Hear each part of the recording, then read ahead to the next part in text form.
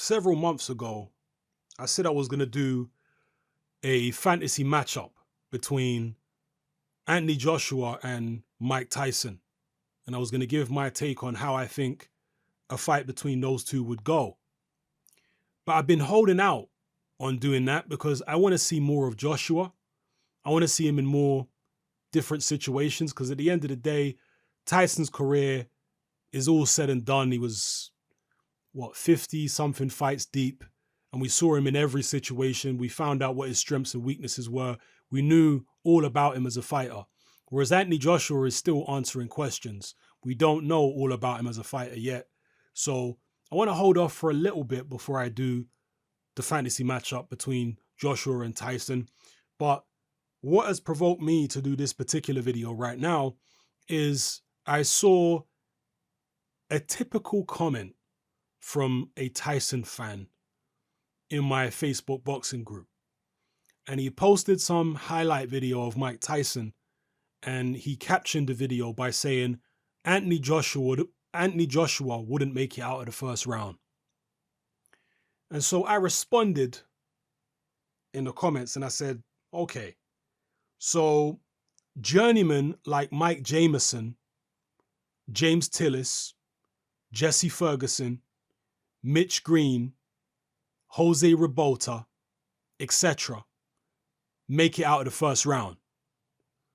Weak champions like Trevor Berbick, Bone Crusher Smith, Tony Tucker make it out of the first round.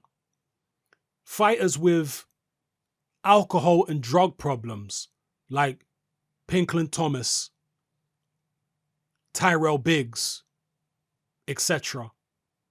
make it out of the first round. Even the likes of Frank Bruno, who was a weak champion, also made it out of the first round. So all those guys make it out of the first round, but Anthony Joshua can't. How logical is that really? Because there are many people that I've just mentioned who did not have particularly good punch resistance. James Tillis wasn't a guy with great punch resistance. And he went 10 rounds with Tyson. Bone Crusher Smith was knocked out several times in his career, and he went 12 rounds with Tyson. Tyrell Biggs got knocked out many times. He went, 7 or 8 rounds with Tyson. But somehow, Anthony Joshua can't make it out of the first round. Now, styles do make fights, but you have to look at the pattern there of all these fighters who are not historically great fighters. Many of them were just journeymen. Many of them were weak champions or over-the-hill contenders. All these guys can make it out the first round against Tyson. What, are they better than Joshua? Is that what we're saying? Are we saying that the heavyweight division is in such a weak era right now that the journeyman in the Tyson era would be better than Anthony Joshua? I mean, is this what people are saying now? Mike Tyson was a fantastic fighter. One of the most talented fighters when it comes to natural ability, the punching power, the speed, etc. The eyes that he had. Very, very naturally talented. And his highlight reels are very impressive. But because of that, because Mike Tyson was the most explosive heavyweight you've ever seen, and his highlight reel is so impressive, people get the whole situation twisted, and they think that that equates to him being unstoppable.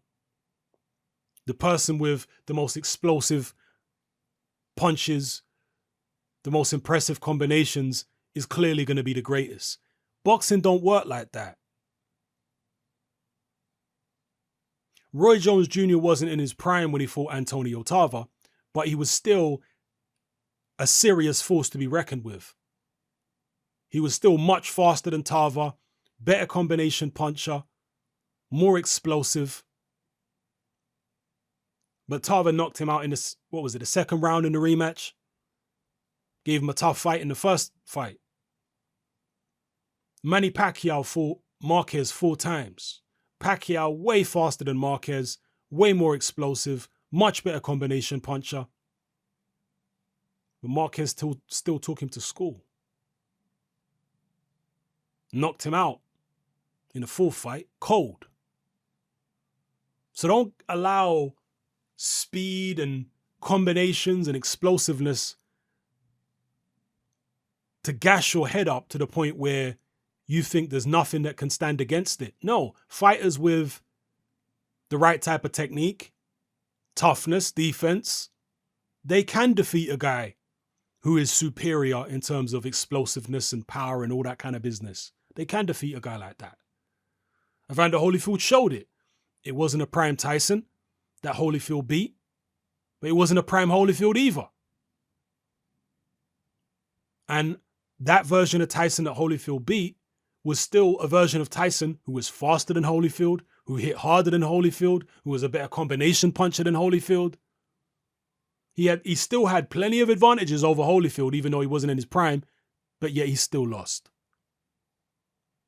Don't get gassed by all that athleticism and explosiveness and punching power, because the correct technique can overcome all that. It's been shown time and time again in boxing.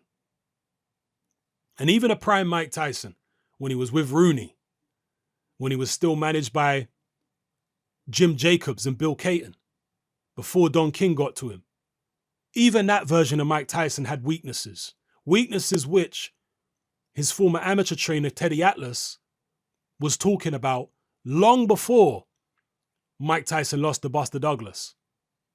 One of the things that Teddy Atlas talked about is the silent contracts which Tyson opponents used to sign in the ring. And these are not actual physical contracts, these are silent contracts.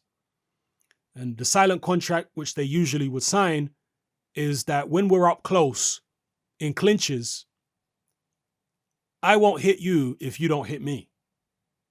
Because so many Tyson opponents were intimidated by his speed and punching power. And Tyson was a very, very fast starter. So he would come out in the first round and put it on you. And he would intimidate you. So you would stay in your shell for as long as the fight went on after that. This is what most opponents did. They stayed in their shell. They were so scared of angering him that if he fell into a clinch and he wasn't doing much and he wasn't really letting his hands go, they wouldn't let their hands go either. They think, oh God, just thank God he's not hitting me. Let me not anger him by trying to attack him. But why was Mike Tyson falling in? You look at the Pinkland-Thomas fight. You look at the Bone Crusher Smith fight, the Tony Tucker fight. After a very fast start, Mike Tyson would slow right down. In his prime now, he'd slow right down. And he'd fight in intermittent spurts. And a lot of the time, Mike Tyson would be falling in on the inside, not really doing much, not really throwing many punches. The occasional uppercut or hook, but other than that, he really wasn't doing much. The Pinkland-Thomas fight was a prime example of this, of him really doing nothing after the first couple rounds against Thomas, just lounging around in not even really clinches, just on the inside, just doing nothing. Because Mike Tyson was such an explosive fighter. It took so much energy to throw the kind of punches that he was famous for, that he couldn't sustain that for 3 minutes of a round for 12 rounds, especially not with his kind of build. It's impossible to sustain explosive, fast, ridiculously powerful combinations for 3 minutes of a round for 12 rounds. Can't be done. For a heavyweight of that size, 215, 220 pounds. Can't be done. So he would start explosively and there'd be a lot of consistent power punches for the first round or two. But after that, he would be reduced to fighting in spurts. In his prime. Many fighters who don't fight in spurts, like Holyfield, they could take advantage of that. After Tyson's initial onslaught in the first couple rounds, instead of just allowing Tyson to lounge around on the inside and not do much, attack him. Push him off, attack him. Because Tyson's lounging around because he can't fight consistently for 3 minutes of every round. So he's relying on the fact that you're intimidated to allow himself time to rest. That's what he's relying on. Push him off, attack him. This is what Tony Tucker's corner were telling him. You go watch that fight. Listen to what his corner are telling him. On the inside, don't grab him. Don't allow him to rest. Push him off and attack him. But Tony Tucker said his hand was broken after the fight. Whatever the case may be. Douglas was the first guy not to sign that silent contract. This is what Teddy Atlas said. He was the first guy not to sign a silent contract. When Tyson was trying to rest on the inside, Douglas was like, oh, no, we ain't resting. I ain't signing no silent contract. I'm going to hit you. I'm going to force you to fight 3 minutes of every round. That's what Douglas did. That was a weakness in Mike Tyson's makeup, which was always there, even in his prime, was always there. Mike Tyson was not the perfect fighter. He was not the perfect heavyweight. He had weaknesses. Even with Rooney, even at his very best, there were weaknesses there. Obviously, you had to get past the first couple rounds. And you had to have the heart, the toughness, the defense, the technique, the strength to be able to take advantage of his weaknesses. But there were weaknesses there to be taken advantage of. So when I hear these reactionary things from these people who watch Mike Tyson highlights, so these crazed Mike Tyson fanboys who just say, oh, you know, Tyson knocks out Joshua in 1 round or he knocks out Wilder in 1 round. I mean, it's not beyond the realms of possibility. He had the power to hurt those guys, but those guys have got the power to hurt him too. And plenty of guys who are not as good as Wilder or Joshua made it out the first round against Mike Tyson. People have got a very strange, selective memory when it comes to reminiscing on Mike Tyson's career. And they've got a very strange, selective memory when it comes to reminiscing on specific fights. Because you go look at his fights in his prime, Tyson wasn't just a whirlwind for the whole 12 rounds. He wasn't like that. He was a whirlwind for the first couple rounds, but after that, he was fighting in spurts.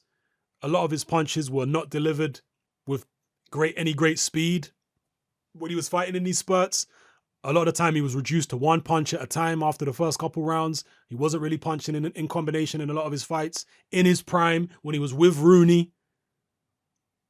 But people just remember the finish. You know, people think of that Pinkel and Thomas fight and they remember the first round and they remember the 6th round where he stopped Thomas? Those are the rounds they remember, but they totally forget what happened in between, which was not much. Tyson lounging around, not doing much. And his trainer, Kevin Rooney, had to get on his case and told him to stop boxing, stop jabbing, just like throw some real punches. Which is the opposite of what Rooney told him in a lot of other fights. Jab, jab, go to the jab. And obviously, in some fights, you need to go to the jab. In other fights, you need to throw hooks and uppercuts and whatnot. So I'm not necessarily critiquing Rooney for that. But I do feel that as much as Mike Tyson gets overhyped, and he is one of the most overhyped fighters of all time, because, and overhyped don't mean he's not a good fighter. Mike Tyson was a great fighter. Overhyped just means not as good as a large proportion of people say he was. So he was an overhyped fighter and one of the most overhyped fighters of all time. And so was his trainer, Kevin Rooney, quite frankly. He was also overhyped as a trainer. Where are all the champions that Kevin Rooney has produced? There was Mike Tyson, who he inherited from Costamato and Teddy Atlas. And then there was Vinny Pazienza. Who else? Nobody. And people say, oh, well, he won't come out of the Catskills and blah, blah, blah. That's why he ain't producing champions. Well, Enzo Calzaghe has had more world champions than Kevin Rooney. And Enzo Calzaghe lives out in the sticks as well. In the valleys of Wales. That's where Enzo Calzaghe was based. And he had more champions than Kevin Rooney did. So you're not going to come at me with that excuse. The Costamato style is a very, very difficult style to master. Very difficult. It's one of the most difficult styles to master in boxing. This is why I don't encourage people to use it, young boxers, because it's a very, very difficult style to master. And it's a style that has a lot of flaws in it. It's a style that has its advantages, definitely, but it's also a style that has a lot of flaws in it. A lot of flaws in it. And Tyson was an example of some of the flaws it had, but also some of the strengths that it had. So I think the Tyson style is very difficult to master. Rooney was overhyped as a trainer, still to this day, by the Tyson fanboys, and Tyson himself was overhyped. Again, a fantastic fighter. For my money, the most entertaining heavyweight of all time was Mike Tyson. The most value for money heavyweight ever was Tyson. The speed, the ferocity. I mean, you look up the word explosive in the dictionary and you're going to see a picture of Mike Tyson. Great value for money fighter, but always vulnerable from a technical point of view and even from a physical point of view in terms of the intermittent nature of his attacks after the first couple rounds, even in his prime.